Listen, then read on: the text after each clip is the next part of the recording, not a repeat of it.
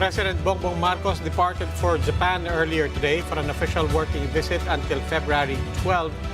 Here's what we know about the president's latest planned trip. President Marcos is visiting Japan upon the invitation of Japanese Prime Minister Fumio Kishida. The two leaders first met in September 2022 at the sidelines of the United Nations General Assembly in New York. Japan is a key ally and the only country which the Philippines has a standing bilateral free trade agreement. Japan is also the Philippines' second largest trading partner, its third largest export market, and third largest source of exports. Japan is also the Philippines' largest source of official development assistance or loans and grants from foreign countries with which the Philippines has ties. Japan is also a key ally in discussions on regional security. In his trip to Japan, President Marcos is expected to bring home some 150 billion pesos in investment pledges that could employ about 8,000 Filipinos. The Foreign Affairs Department earlier confirmed that the two nations would also ink 7 key bilateral agreements covering infrastructure, development, defense, agriculture, and information and communications technology.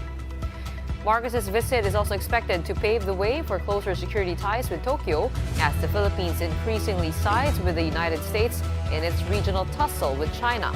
Marcos and Prime Minister Fumio Kishida are expected to deepen cooperation in humanitarian assistance and disaster relief, a possible precursor to establishing a broader legal framework that would allow Japanese forces to deploy to the Philippines more easily. Now, to help us understand how President Marcos' trip could improve regional security, or at least affect it, we have political analyst and international affairs expert Richard Heydarian live via Zoom. Good evening, Mr. Heydarian. Welcome once again to The Big Story. Buenos dias, buenas noches. Pleasure to join you guys. Well, Richard, we always talk about the United States. We always talk about China. Tell us Japan is not a new player. It's not a new stakeholder. It's not a new partner. But given everything that we've talked about when it came to Beijing and Washington, tell us, what do we tend to miss about Japan? Yeah, I think former President Rodrigo Duterte, put it best when he described Japan as, as close as a brother, right? Because Japan is the only major power in the region that has managed to maintain really robust relationship with all contemporary Filipino presidents, right? So President Aquino, I think, had half a dozen visits to Japan. He had a major visit to Japan in 2015 when he made a big speech in the Japanese Diet. Prime Minister Shinzo Abe was the first foreign leader to visit the Philippines under President Duterte. He visited Davao. Absolutely good relationship with also Japan under President Duterte. And of course, under President Marcos, we expect that to continue. Because if you look at it, yes, it's true that Japan is not number one for us in all indicators in recent years. But if you look at the past 20, 30 years, Japan is by far our most important economic partner. And pagdating sa infrastructure development, no less than Secretary Jokno, who has been in charge of budget, who has been in charge of central bank, who has been in charge of finance, aminado siya that Japan has been the really number one source of foreign financing for our infrastructure development in recent years. But what makes Japan even more important in the past 5 or 6 years or so is that they're also becoming our security partner. Tinutulungan tayo dun sa Philippine Coast Guard by giving us multi-role vessels. They're giving us surveillance aircrafts. They're going to give us new radar systems built by Mitsubishi. And last year, we had our first 2+2 defense and foreign ministers meeting with Japan, which means we want to push our defense relationship with Japan to at least the level of Australia, if not higher, because Australia has the status forces visiting forces agreement with us. That's something that we're going to work on. So yun ang i-watch natin, not to mention yung tinatawag na reciprocal access agreement, which will allow the Japanese to have more easy access to Philippine facilities and more interoperability among our forces. So Japan is perhaps the most comprehensive partner that the Philippines has, because US is a big security partner, but economically speaking, Japan is by far ahead of all of our traditional partners. Well, you talked about helping the economy, talked about loans, and now you're talking about being a security partner. What do you think would be the most important take-home of President Marcos after this bilateral trip? Yeah, so for sure, we're going to look at investment pledges.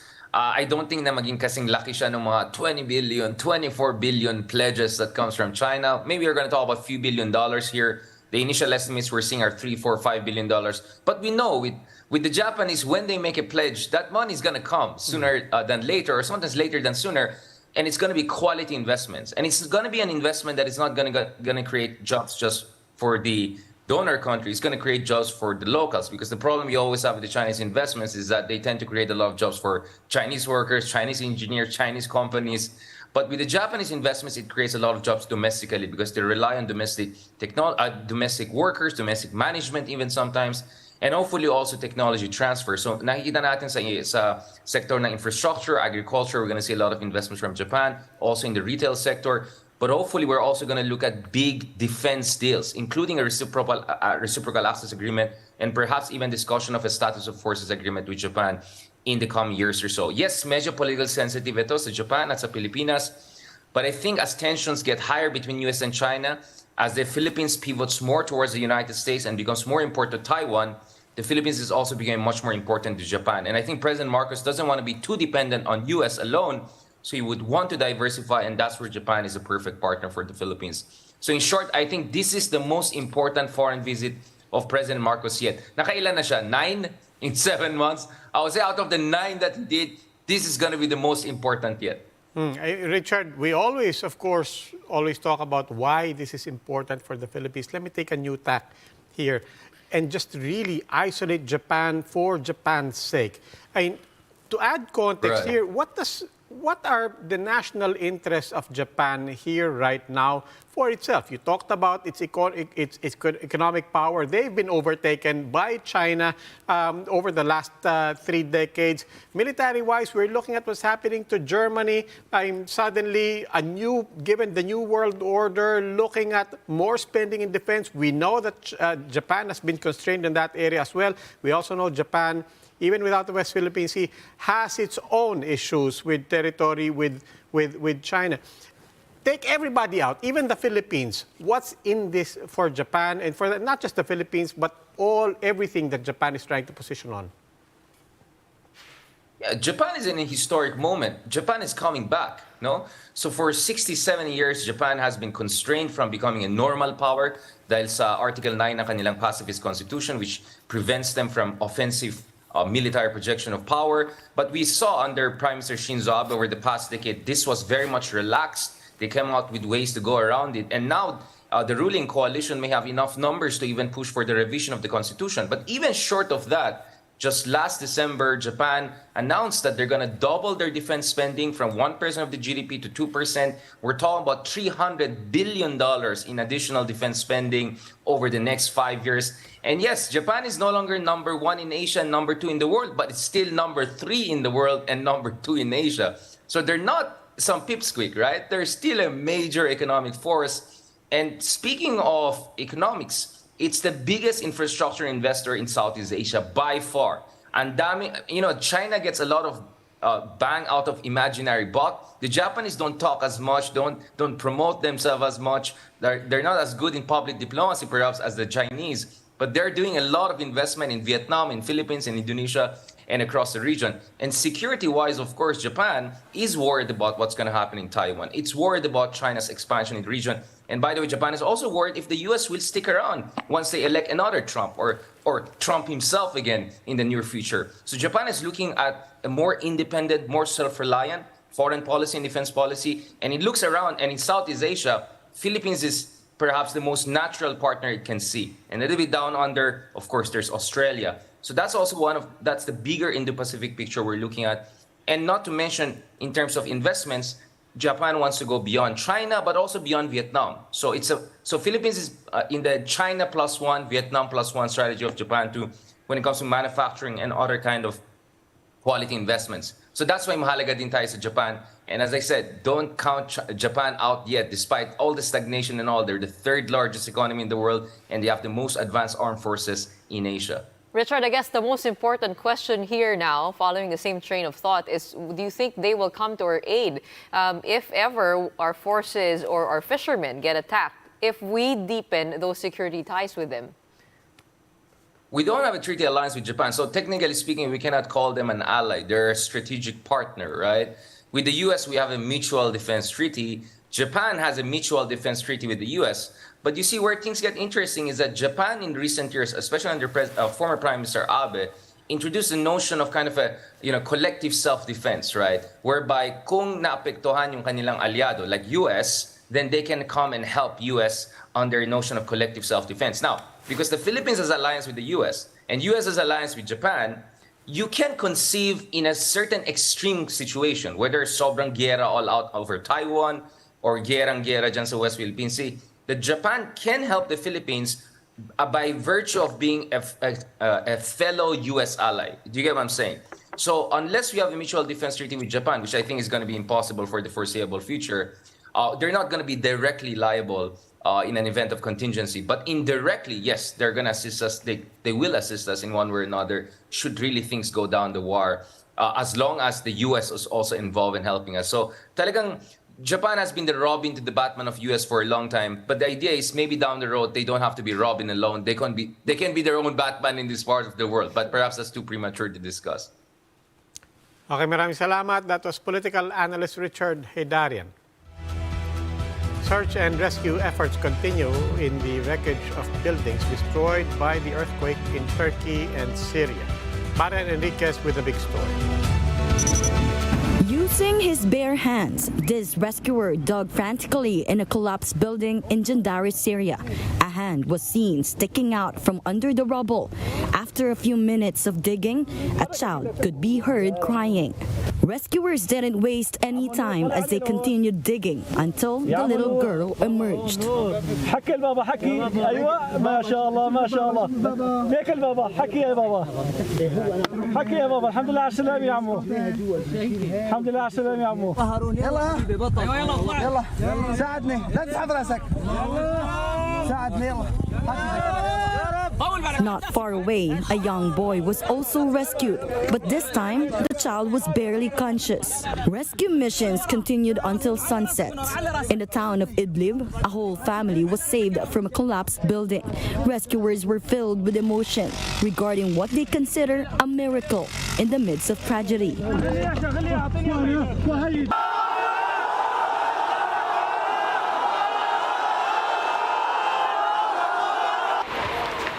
In Malatya City, Turkey, which is one of the hardest hit by the earthquake, snow is everywhere.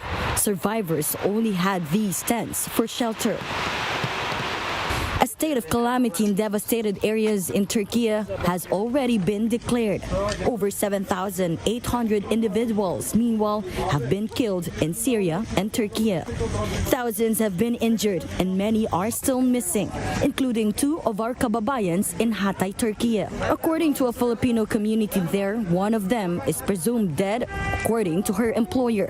There's also another family of Filipinos under the rubble and waiting to be rescued. Meanwhile, we were able to talk to 50-year-old Filipino Liza Sengiz, who is also based in Hatay.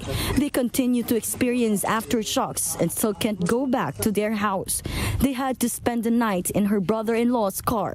Hindi ako makaya. Gusto kong umiyak. Gusto kong sumigaw. Mula na mag-umpisa na maglindol. Kasi yung parang experience mo ba na sa buong buhay mo. Parang hindi mo lang nagpapasalamat ka buhay ka. Pero yung dagok na bilin niya. They also still have not received any relief goods and are in dire need of thermal wear, blankets, and tents. Sana matulungan kami nila rito mga Pilipina. Kasi wala kami matakbuhan dito. Wala kami mga pamilya dito. The Foreign Affairs Department meanwhile said that there are about 300 Filipinos affected by the earthquake. The 87-man team that will be deployed by the Philippine government to help in rescue and relief operations is expected to leave the country tonight. Other countries such as China, the United States, and South Korea have sent rescue workers and aid to Turkey and Syria. The Vatican and Pope Francis, meanwhile, have also offered prayers and appealed for help for the victims of the earthquake. For News 5, Marian Enriquez, we are One News. After the break. PSA data show that 6 to 7% of babies born to adolescent girls from 2016 to 2020 were fathered by men 10 years older than the mothers. We'll be speaking with Dr. Marian Joy Naria-Maritan of the Child Protection Network Foundation Incorporated. That and more when the big story returns. Keep it here on One News.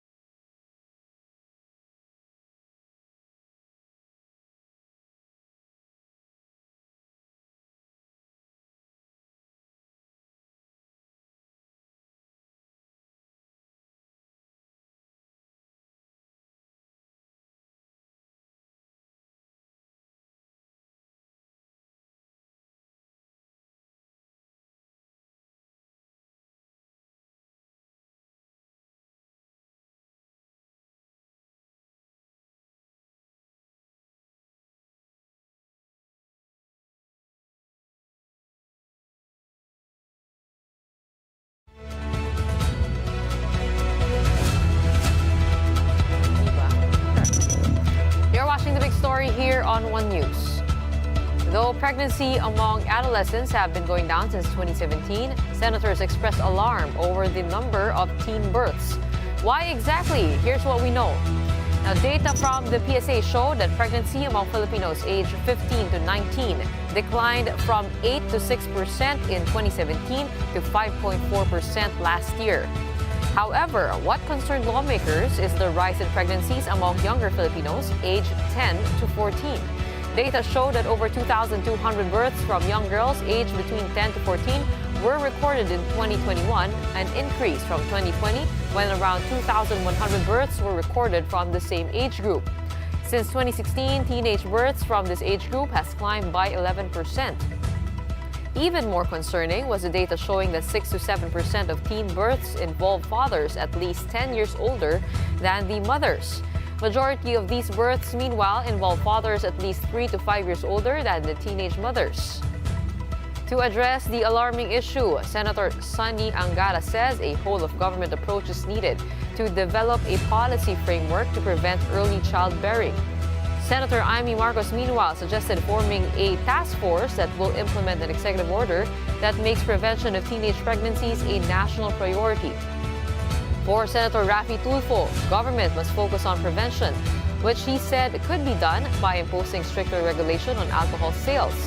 While for Senator Risa Hontiveros, the government must improve existing policies to address the rising incidence of teenage pregnancies among girls aged 10 to 14. Here to weigh in on the alarming rise in teenage pregnancies in the country, we have with us on the show Dr. Marian Joy Naria-Maritan, a child protection specialist from the PGH. She is also a project officer from the Child Protection Network Foundation. Doc, welcome to the big story. Good evening, everyone. Let's go straight to the numbers that have everybody alarmed, not just the senators, but obviously people listening in and listening to this to the story. What's happening? Bakit nangyayari yun? Yung particularly, we're referring to the rise in pregnancies among girls aged 10 to 14. So I think there are a lot of things that can explain this, why there are pregnancies between ages 10 to 14. But basically, it can really tell us that child abuse and exploitation might really be present in those situations. So for them to be really pregnant at that early age, then that would mean that there is something happening in their homes, in our society, in the community, and even in the entire country. So that would really lead us to really know what causes all these things. And there are a lot of risk factors, I think, for child sexual abuse and exploitation that could be related to this having young people pregnant at an early age of 10 to 14. So I think there are a lot of factors that are leading to these pregnancies, and child abuse might be really one of the factors that could explain these pregnancies. Yeah, I mean, child abuse, obviously, we take that into consideration, especially given that other number, that at least 6 to 7% of these teenage pregnancies involves father older by 10 years. So certainly that discrepancy alone paints us a picture. But talk about the window of time for which this survey was conducted. You mentioned that there were obviously many factors, so not to oversimplify, but give us a few factors that we can probably somehow relate to that window of time to which this trend was noticed. What happened and what was peculiar as factors in that period? Well, in this period, of course, in 2020, we really experienced a pandemic. So we really don't know, most of the children might be locked up in their homes with their abusive parents. So in general, even before the 2017, we've been already studying about teenage pregnancies. And there are different factors. Like, for example, in individual factors, we have the children might have disabilities, mental health problems, or behavioral problems, like risk-taking behaviors that lead them to be exposed in to be sexually abused. There are also a lot of factors in terms of relationship with the families. If there is lack of supervision, if there are poor parenting styles among the parents, or the family is disintegrated, like one parent is absent or the father is absent, or even if there is a factor of having domestic violence inside the home. So even the presence of vices like alcohol, cigarettes, and drugs inside the home might also affect the child's behavioral problems, exposing them further, or even the problems within the family that exposing them to this abuse. In the community level, there are also a lot of things, like there are low education in terms of on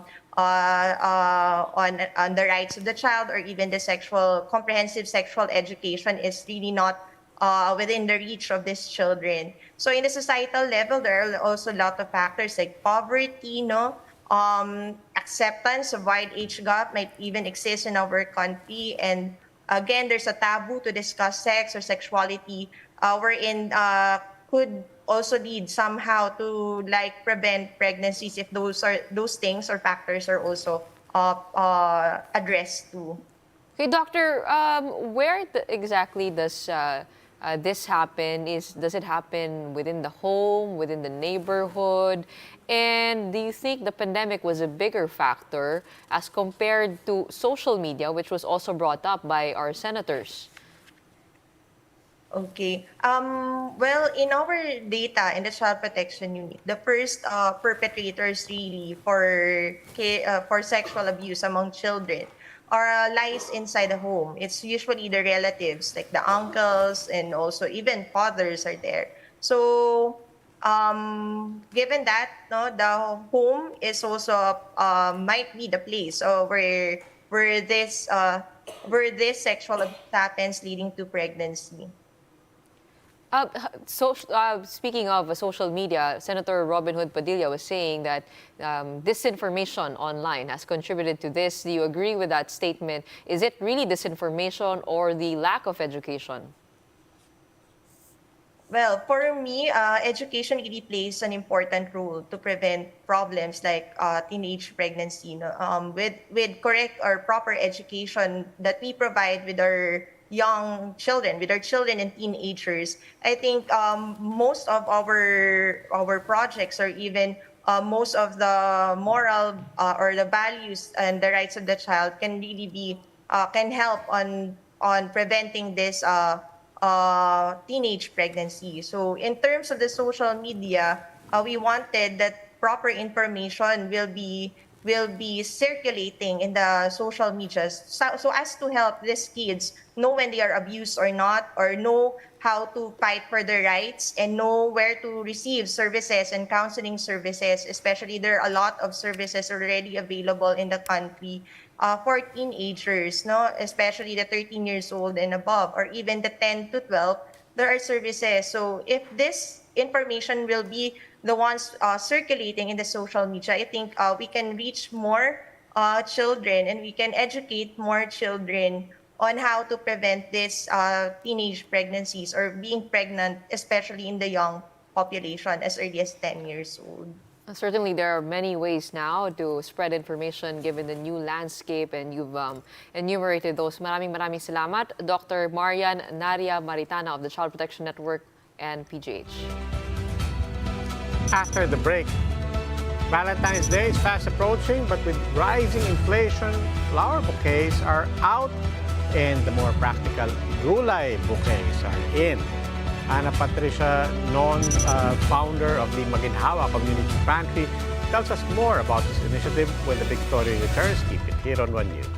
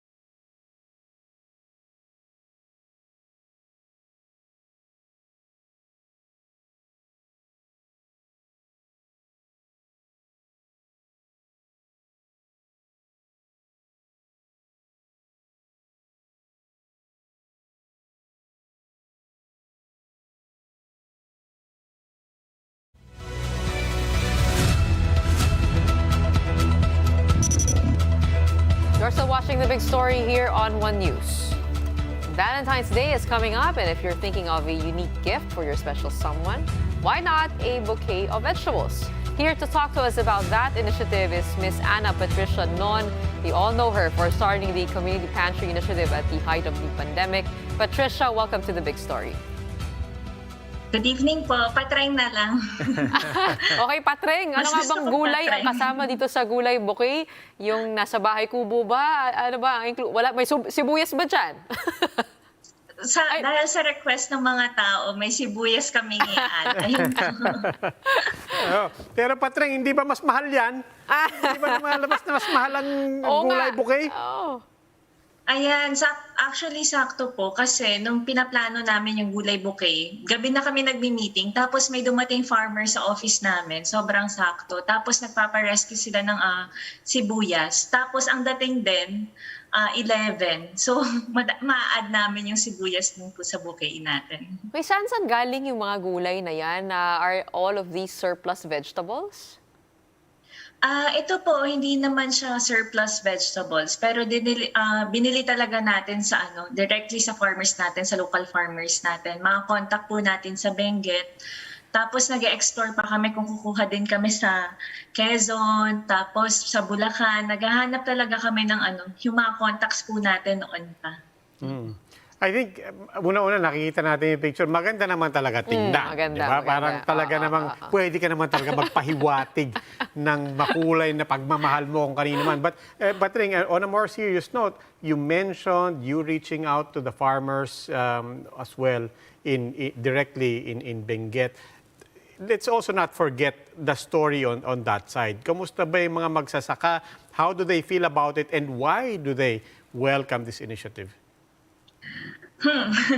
Alam niyo po, yung story kasi ng Gulay Bouquet, talaga siya positive, about love, about sharing your love sa ibang tao, hindi lang sa couples or sa family, o hindi rin sa community din. Pero yung gulay bouquet, para rin siyang pantry na out of necessity din. Siyempre, pinapackage naming masaya, helping, totoo naman. Pero nung time po talaga na pinaplano namin siya, kung bakit namin siya naisip, yung pinakatotoong dahilan, kailangan namin ng budget for operations. Kasi simula nung nag-pantry, tuloy-tuloy yung panghingi ng tulong ng farmers natin. Siyempre, yung mga community pantries natin dito sa city, medyo okay-okay na, bumabalik na yung buhay nila.